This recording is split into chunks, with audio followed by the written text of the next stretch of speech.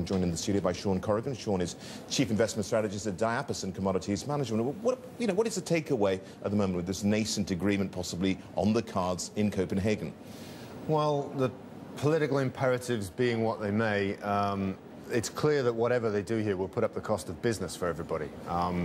There is no two ways. Whether or not we accept either the scientific or the economic imperatives which are being dictated here by the politicians in their own process, green technologies are nowhere near as efficient, they're nowhere near as costless. We should say yet, shouldn't we? Well, yes, but we've been trying to develop fusion power, for instance, with billions of dollars for 30 years, and we're still not much further forward as a replacement for either fossil fuels or nuclear. Are we going to find that solar and wind is suddenly going to kick in the next 5-6 years just because we throw money at it? There's no guarantee of that. So business costs are going to go up and energy costs are going to go up regardless of what happens to fossil fuel in the meanwhile. And what does happen with fossil fuel in the meanwhile? Well, if they mandate it strictly enough so that we can't use the most advantageous energy source in the quantities we did before, then it's a removal of demand.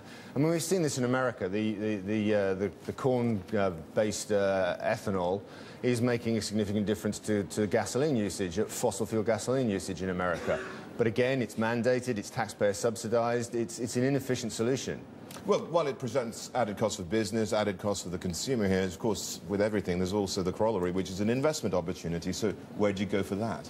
But if the government cuts your leg off and then says that we all have to have an artificial leg, there's an investment opportunity for people making artificial legs, but it doesn't help your progress down the street. Yes, unfortunately, yes, that's the case. Well, yeah, I mean, but we've seen these waves of boom and bust in green technologies before, over the last 2 to 3 years. Everyone is rushing to get into them, but because the economics depend on a government support system, it's very difficult for an entrepreneur to make a decision because he has to work out what his local politician is going to vote for, not what the market will demand. It's a very difficult process. Right. You know, where did we go as well? We had this UN report from the Food and Agriculture Organization suggesting that we could see a tripling in prices for agricultural food commodities here as well. What do you make of that? Well, again, the FAO does tend to slightly to the alarmist side. It always wants to see a crisis. I mean, there's always a Malthusian backdrop to lots of these multinational and NGO agencies when they talk about this. But yes, we are still having to make investments. We're still having to be as efficient as possible in order to feed the world, particularly when we are diverting food stocks towards biofuel programs. Yes, so there is extra pressure on the system. Whether it's quite as catastrophic as this report suggests is slightly more arguable. Let's just talk about, generally speaking, some of these commodities. Have a look at gold and some of the others here. Does the rally in them continue?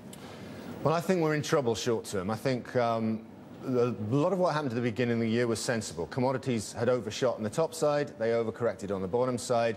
As we know, the world economy was almost stopped a year ago. The rebound from the spring looks good when you look at the very narrow point of it, but leaves the world still 4 or 5 years loss of growth. Commodities responded to that, but as all other risk assets took over the summer, commodities have ridden on their coattails. And we seem to be running out of momentum. Crude oil's clearly lost pace, demand is poor, same with base metals. They've come off highs which they probably shouldn't have made if we look at stock use ratios and the like. So problems, I think, for commodities. Right. Thanks a lot for that, Sean. Sean Corrigan there from Diapason Commodities.